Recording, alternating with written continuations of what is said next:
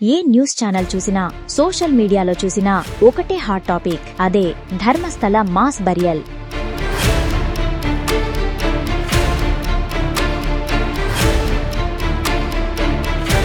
చిన్న పెద్ద తేడా లేకుండా వందల మంది అమ్మాయిలను అతి కిరాతకంగా అత్యాచారం చేసి ఆ తర్వాత చంపి ఆ మంజునాథేశ్వరుని గుడి దగ్గరే వాళ్ల శవాలను పూడ్చిపెట్టేశారు.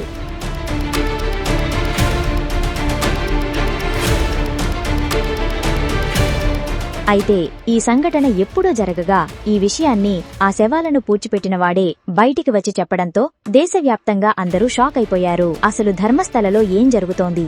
ಮತ್ತೆ ಧರ್ಮಸ್ಥಳ ಅಂದ್ರೆ ಅದು ಯಾರೋ ಒಂದು ಕುಟುಂಬದ ಒಂದು ಸೊತ್ತು ಅಂತ ಹೇಳಕ್ಕಾಗಲ್ಲ. ಅದು వందల మంది అమ్మాయిల శవాలు అక్కడికి ఎలా వచ్చాయి? వాళ్లను అలా చేసింది ఎవరు?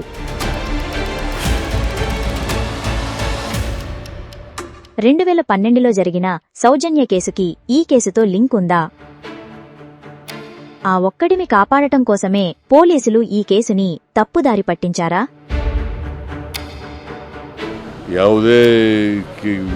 గోపాల్ గౌడ్రు ಹೇಳೋದಕ್ಕೆ ಅಥವಾ ఒక అమాయకుడిని ఈ కేసులో ఇరికించింది ఎవరు?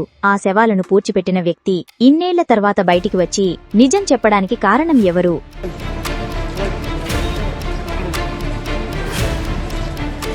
అనే విషయాలను ఈ వీడియోలో తెలుసుకుందాం. ఎక్కడా స్కిప్ చేయకుండా చివరి వరకు చూడండి.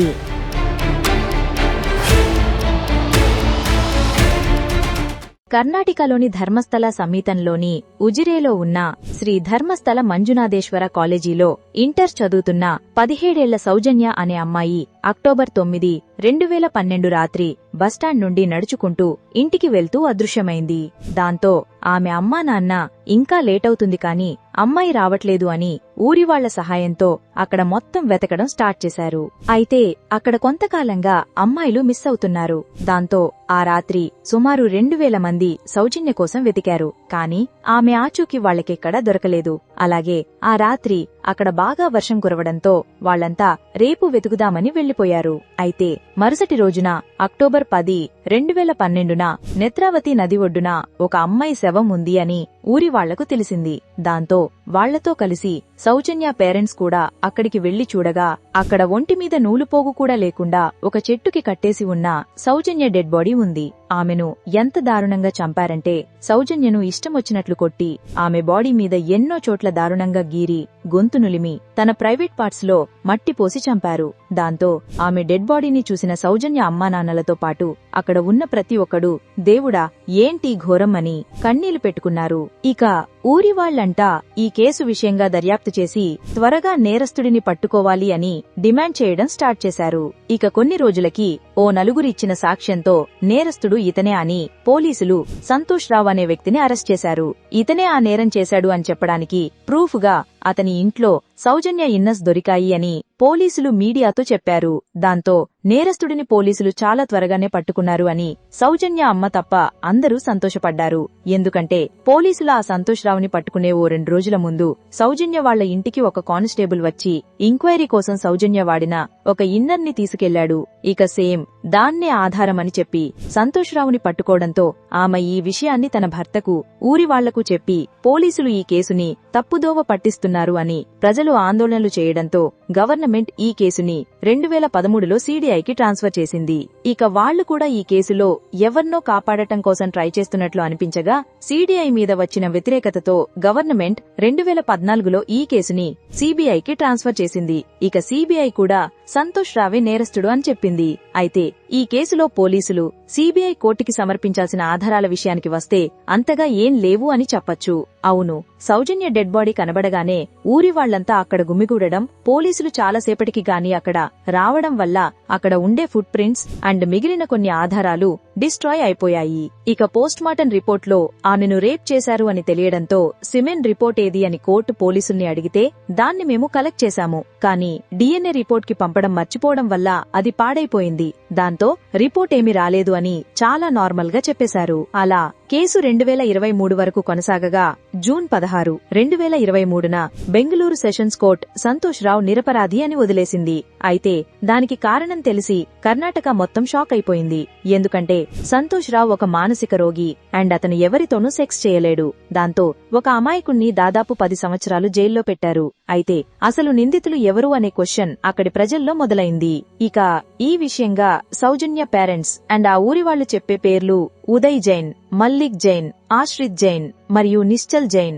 వీళ్లు ధర్మస్థలలోని ఆలయ ధర్మాధికారి డి వీరేంద్ర హెగ్డే కుటుంబ సభ్యులు. ఇక్కడ ట్విస్ట్ ఏంటంటే సంతోష్ రావుని ఓ నలుగురి సాక్ష్యంతో పోలీసులు అరెస్ట్ చేశారు అని. ఆ నలుగురు వీళ్లే. ఇక ఈ విషయం కర్ణాటక మొత్తం సంచలనం సృష్టించగా ఈ కేసుని లింక్ చేస్తూ కర్ణాటక ప్రజలకు మైండ్ బ్లాక్ అయ్యే మరో విషయం తెలిసింది. జూన్ 22, 2025న ధర్మస్థల పోలీస్ స్టేషన్ కు ముఖానికి మాస్క్ కట్టుకొని చేతిలో ఒక బ్యాగ్ పట్టుకొని ఒక వ్యక్తి వచ్చాడు. తను ఓ కేసు పెట్టాలి అని స్టేషన్లో ఉన్న రైటర్ దగ్గర కూర్చున్నాడు. అతను కేసు వివరాలను చెప్తూ, నేను గత 20 ఏళ్లలో కొన్ని వందల మంది అమ్మాయిలను నేత్రావతి నది ఒడ్డున పూడ్చేశాను, కొన్నిటిని కాల్చేశాను. అవన్నీ నాతో కొంతమంది బెదిరించి చేయించారు అని చెప్పాడు. దాంతో ఆ రైటర్ కంగారు పడిపోయి స్టేషన్లో ఉన్న అందర్నీ బయటికి పంపేసి ఎస్ఐకి విషయం చెప్పాడు. దాంతో పోలీసులంతా నువ్వు చెప్పేదానికి ప్రూఫ్ ఏంటి అని అడగగా ఆ వ్యక్తి తన చేతిలో ఉన్న బ్యాగ్ ఓపెన్ చేసి అందులో నుండి ఒక పుర్రను బయటికి తీశాడు. దాన్ని చూసిన పోలీసులు ఒక్కసారిగా షాక్ అయిపోయారు. అప్పుడా వ్యక్తి, ఇదే సార్ ప్రూఫ్, మీరు ఇలా అడుగుతారనే ఎవరికీ తెలియకుండా ధర్మస్థల వెళ్లి నేను అప్పుడు పూడ్చిన ఒక శవం తాలూకా పుర్రను తెచ్చాను, అదే ఇది అని చెప్పాడు. దాంతో పోలీసులు అతని కంప్లైంట్ తీసుకోవడానికి రెడీ అవ్వగా అతను కేసు వివరాలను చెప్తూ, నేను 1995వ సంవత్సరం నుంచి 2014వ సంవత్సరం డిసెంబర్ నెల వరకు దాదాపుగా 20 ఏళ్ల పాటు ధర్మస్థల ఆలయంలోనే క్లీనింగ్ సెక్షన్లో పనిచేశాను. అయితే నేను మొదట ఆలయానికి సమీపంలోని నేత్రావతి నది వద్ద క్లీనింగ్ చేసేవాణ్ణి. కాని ఆ తర్వాత నాతో ఈ దారుణమైన పనిని చేయించారు. అప్పుడప్పుడు నా దగ్గరికి కొన్ని శవాలను తీసుకువచ్చి వాటిని రాత్రికి రాత్రే మాయం చేయాలి అని చెప్పేవారు. అయితే మొదట్లో నేను వాళ్లంతా అనాథ శవాలు లేదా ఇక్కడి గుడికి వచ్చి కొంతమంది ఆత్మహత్య చేసుకుంటూ ఉంటారు వాళ్లే అనుకున్నాను. కాని ఒకసారి వాళ్లు తెచ్చిన శవంపై కొట్టిన దెబ్బలు కనిపించాయి. ఆ తర్వాత కొన్నిటికి బట్టలు లేకుండా తీసుకువచ్చేవారు. అయితే వాళ్లంతా ఆడవాళ్లే. అయితే ఒకరోజు అత్యాచారం చేసి తీవ్రంగా కొట్టి చంపిన 15 ఏళ్లు ఉండే స్కూల్ పిల్ల శవాన్ని మాయం చేయమనగా మనసు చంపుకొని ఆ పాప శవం మీద యాసిడ్ చల్లి ఆ శవాన్ని కాల్చేశాను. ఇక అప్పుడే వీళ్లు ఈ ఆడవాళ్లను అత్యాచారం చేసి చంపుతున్నారని నాకు అర్థమైంది. దాంతో నేను ఈ పనిని ఇక చెయ్యలేను అని వాళ్లకు చెప్పేశాను. కాని వాళ్లు దానికి ఒప్పుకోకుండా నేను ఈ పని చేయకపోతే నన్ను నా కుటుంబాన్ని చంపేస్తాము అని బెదిరించారు. అలా అప్పటి నుండి 14-15 ఏళ్ల వయసు ఉండే పిల్లల నుండి 30 ఏళ్లలోపు ఉండే ఆడవాళ్లను నేను ఆ మంజునాథుడి సాక్షిగా నేత్రావతి నది ఒడ్డున ఖననం చేశాను.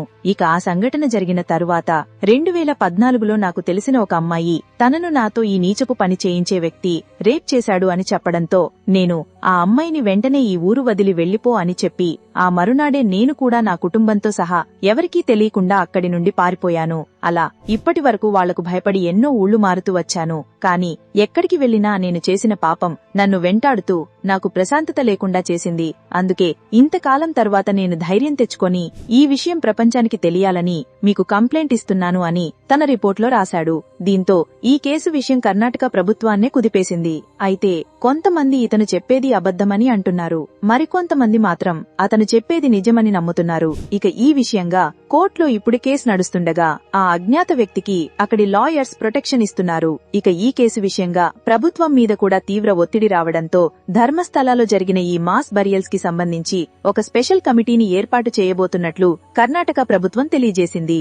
మరి ఆ కమిటీ ఏం నివేదిక ఇస్తుందో, కోర్టు ఏమని తీర్పు ఇస్తుందో చూడాలి. మరి ఇక ఈ కేసు విషయంగా అక్కడ చనిపోయిన వారికి న్యాయం జరగాలి అని మనందరం కూడా ఆ దేవుణ్ణి ప్రార్థిద్దాం. సో ఇది ఫ్రెండ్స్, ఈ వీడియో చూశాక ఈ సంఘటనపై మీ అభిప్రాయం ఏంటో కామెంట్స్ లో తెలియజేయండి.